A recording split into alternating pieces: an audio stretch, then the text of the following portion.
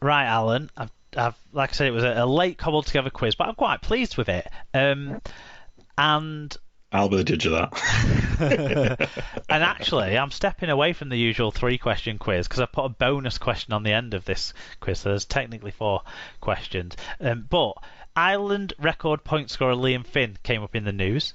So the quiz this week is about other European nations' leading point scorers, according to stats from the wonderful Rugby League project website, who they're not entirely infallible when it comes to international stats because they classify the games a bit weirdly, but I've gone for all matches played by these national sides when I've done this on their website. So let's trust them because they're pretty good. They don't let us down very often. And we've got questions relating to 3 other European nations. The first one is simply, who is Scotland Rugby League's top points scorer? Point scorer. I think it might be Danny Brough. It is Danny Brough. 136 points in 25 appearances, according to the Rugby League project. Second to Brough is Mick Nannin, right? Mick Nannin once scored 40 points in a single match. That's the only reason he's in second place, really. Back in 2009, it was a 104-0 away win over Italy. Okay. Question 2, getting slightly harder, but equally a simpler question. Who is Wales Rugby League's top points scorer? Oh. There's a few names dotting around.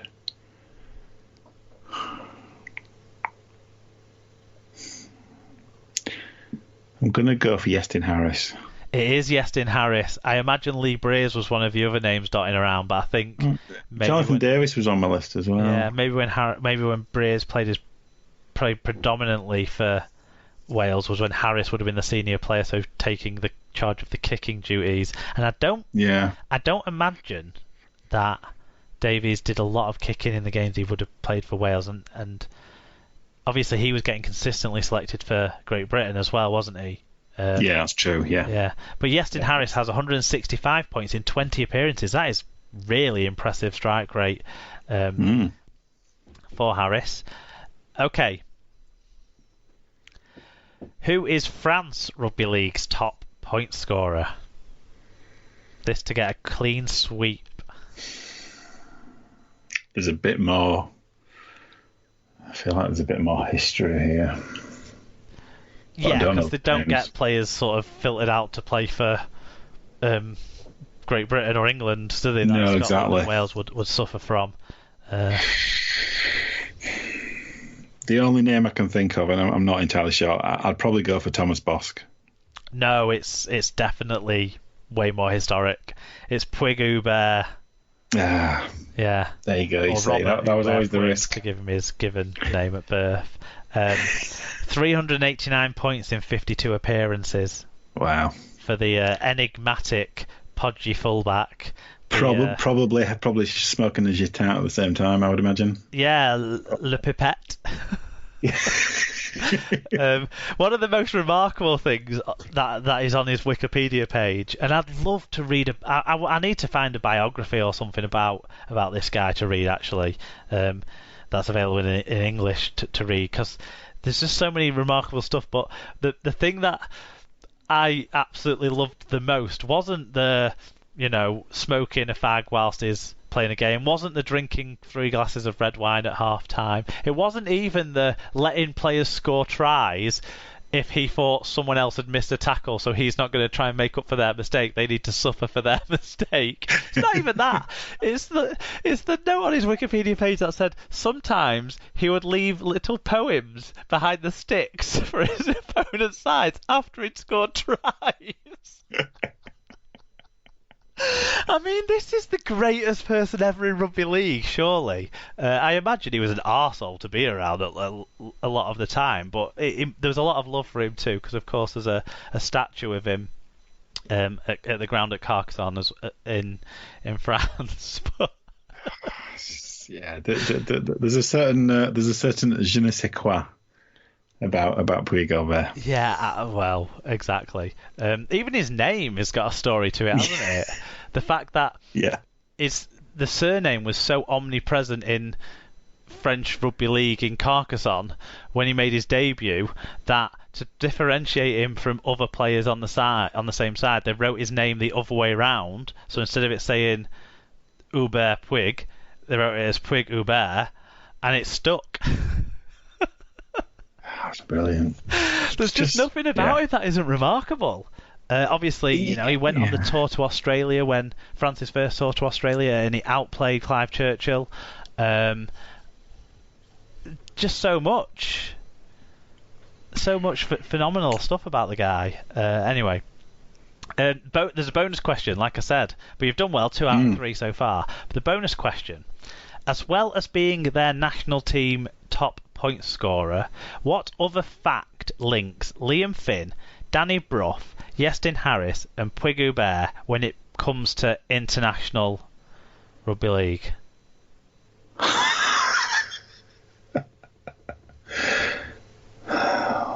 Oh my god. I'm going to go generic rather than being sent home in disgrace type thing. I'm going to say they captain their teams at a World Cup. I mean, that could be true, but so fair enough. Because it probably is true thinking about it, but it's not what you had on the card. Not what I had on the card. None of them were born in the country for which they are the top point scorer for. I see that now. That's a good fact. That's a good one. So Finn and Brough were both born in Yorkshire. Harris was born in Oldham, and Puig Hubert was born in Germany to a German mother and a French father. That's brilliant. That's a much better fact. That's much better than my guess. But I'm trying to think, was Finn the captain of Ireland at the 2013 World Cup? Oh, it doesn't matter. I love the fact that none of them were born for the country they represented. I think that's brilliant. No, I like that. There you go. Okay, any other business? Any recommendations from you, Alan? The only thing I wanted to say this week was, obviously, it's been a tough week. And one kind of ray of sunshine this week has been trying to look at the World Cup fixtures. And I just wanted to give a bit of a shout out, really, to so I had some because of the Summer Bash not taking place this year, I had some credit with the RFL, and the process for actually spending that credit to buy a ticket for the World Cup was so easy. I just have to give massive raps to them for making it so easy to reuse that money. It was, you could easily see that being a complicated mess of a process, but it was so easy. I just wanted to say well done to them for the way that they organised it, because it meant that I could kind of, make the best of a bad situation. So I just wanted to say, well done to the RFL on that, because that really, it really helped this week. So. Yeah, and having the credit in the bank sort of thing seemed to provide a loophole that you could buy other tickets to England games straight away.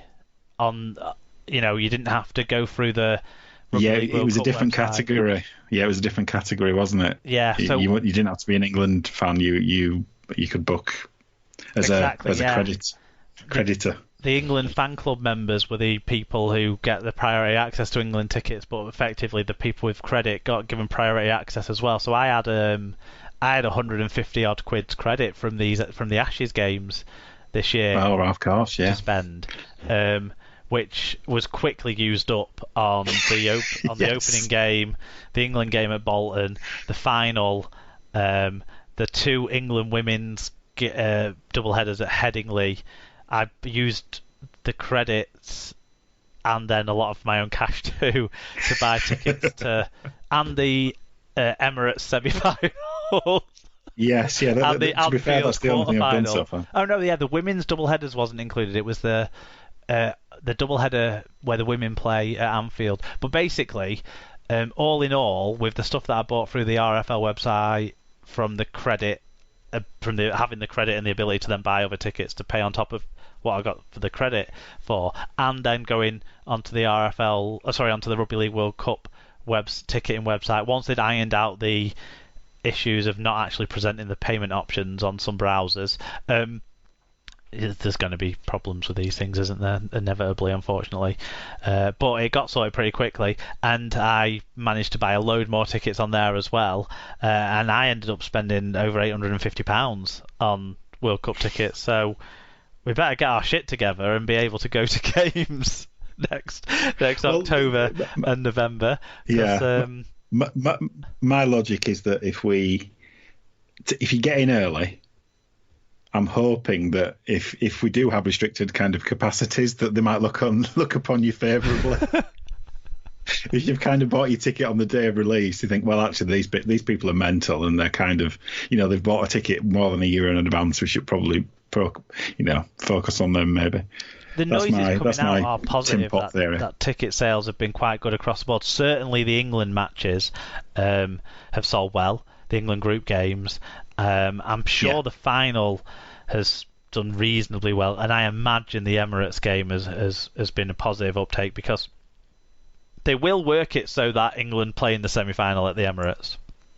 They haven't designated which quarter-final winner plays in which semi-final, because I think they want I'm kind of assuming that's going to be that way. Push it that way, that England play at the Emirates. To have one England game in London would be key. In terms of the tickets I've bought, I think the only side in the men's competition the only sides that I don't see in the group stages are Australia and New Zealand, I think. Which I'm expecting to see those at one of the quarterfinals, the semi-final or the final. I think that's a fairly safe bet. Yeah. So yeah. Oh no, Fiji as well on there, but there's a potential for a quarterfinal for them. So I've got tickets to three. I booked tickets to three of the quarterfinals, to hopefully catch any of those sides. In the women's competition, I won't be seeing the sides that play in York. I see. I'm definitely going to go to those games. Yeah, I'm definitely going to them. Just because of the location, it's easier. So yeah, unless I in the end up staying over that week, in Yorkshire and doing another lot of games that I've not originally planned tickets for. But I will. It does help fill in some of the other nations though that are playing in the tournaments across the whole tournaments that I was in. I think every nation that's playing across the three tournaments I will see, because Canada are only playing in the women's, but they're in England's group. USA are only playing in the wheelchair, but they're in the group that's in Sheffield, and I'm going to watch those games in Sheffield. So I'm not saying these things. I'm lucky that I've managed to not spend a lot of money this year, because everything else has been fucking cancelled. That I've had this reserve of Rugby League ticket funds that has been spent this week. And by the way, that total isn't just on solo tickets. The total is on tickets for me, my relatives and friends and children of friends as well. It wasn't all on me. It just shows the excitement from both of us, doesn't it? I suppose that we've jumped on it straight away. Yeah. Oh yeah, and as much as you can obviously spend a lot, as Mark has demonstrated, but there are some insanely good value kind of tickets for particularly around the women's double headers and some of the wheelchair kind of group matches. Really, really good value tickets. Concessions tickets to all of the women's group games and all of the wheelchair group games are only £2.21, aren't they? Yeah. Which is insane when you think about it. Yeah. and the So and there's and the adult tickets for the Sheffield wheelchair event are £10. And then across the board at the men's group matches outside of the high